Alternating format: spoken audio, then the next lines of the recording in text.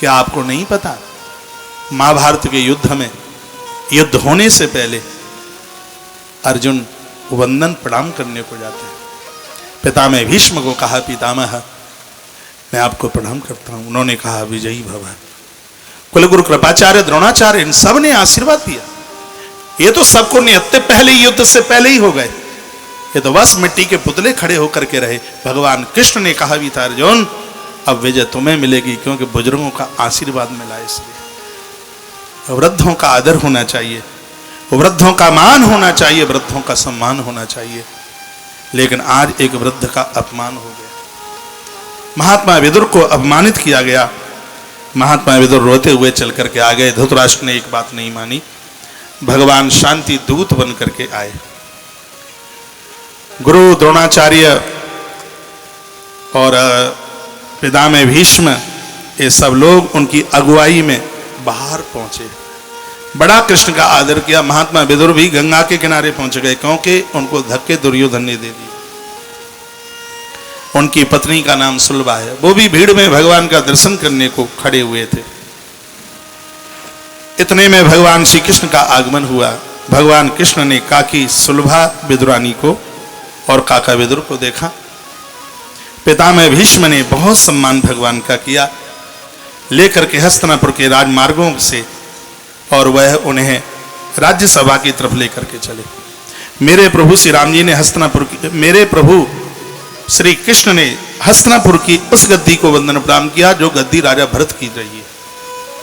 उस गद्दी को वंदन प्रणाम किया और यह भी कहा कि हे राजन, मैं उस गद्दी को प्रणाम कर रहा हूं जिस गद्दी पर राजा भरत बैठे, जिनकी वजह से इस देश का नाम भारत हुआ। आप मेरा प्रणाम स्वीकार करें। धृतराष्ट्र ने एक गैया भगवान को दी, गौदान के रूप में एक गैया दी, और गाय से तो कन्हैया बहुत प्रसन्न होते ही है। तब भगवान श्री कृष्ण ने कहा, आपने मुझे गाय दी है, जो कोई अपनी बेटी देता है उसके सामने झुकना पड़ता है। कृष्ण बोले, उसके सामने झुकना पड़ता है, बेटी वाले के सामने भी झुकना पड़ता है। जिसने गाय दी है उसका भी बहुत आदर करना होता है। हे राजन, वहां भी झुकना होता है। तुमने मुझे गदगद कर दिया है गाय दे करके, इसलिए मैं बड़ी विनम्रता के साथ आपसे बात कर रहा हूं।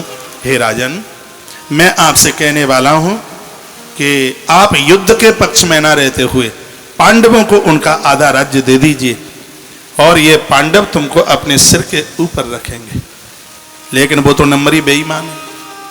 तो क्या कहने लगा, देखो मैं तो देने को तैयार हूं, लेकिन अब बालक दुर्योधन बड़ा हो गया है और उसको बिना पूछे मैं जवाब नहीं दे सकता। इतने में दुर्योधन भी आ गया। सुनिए, दुर्योधन ने कहा, कृष्ण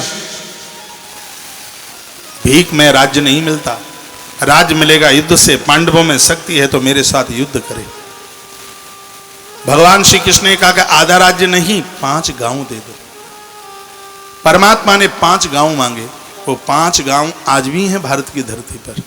वो 5 गांव कौन से थे?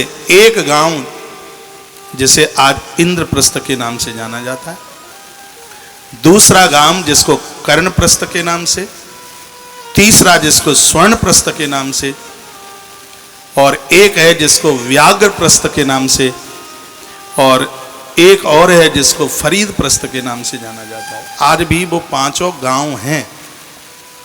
जो एक गांव मांगा वो इंद्रप्रस्थ दिल्ली है, दूसरा गांव मांगा वो स्वर्णप्रस्थ सोनीपत है, तीसरा गांव मांगा कर्णप्रस्थ करनाल है, चौथा गांव मांगा वो व्याघ्रप्रस्थ बागपत है, मेरठ के आसपास। फरीदप्रस्थ ये इधर का इलाका है, पूरा बल्लभगढ़ फरीदाबाद इधर का पूरा जो क्षेत्र है, यही वह 5 गांव मांगे गए थे, जिसमें दुर्योधन ने कहा सुई की नोक के बराबर भी मैं राज्य नहीं दे पाऊंगा। ये कथा आपने बहुत बार सुनी है, तो उसका विस्तार में उतना नहीं करूंगा। मेरे परमात्मा जब वहां से चले और ये कह दिया था कि अब तेरा विनाश होगा, तुझे कोई बचाने वाला नहीं होगा, इसने भगवान को बांधने की भी कोशिश करी।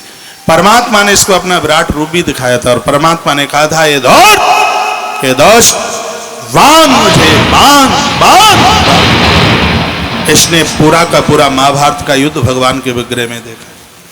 माफी मांगने को भी तैयार हुआ, लेकिन शकुनी ने इसको ईश्वर की शरण तक जाने नहीं दिया। इसलिए मैंने एक बार नहीं बहुत बार कहा है कि शकुनी जैसे लोग हमारी बुद्धि के सहायक होंगे, वहां धृतराष्ट्र का चौपट हो ही जाएगा। इसलिए परामर्शदाता 3 लोग बहुत अच्छे होने चाहिए, एक तो सलाहकार और एक वैद्य और एक गुरु।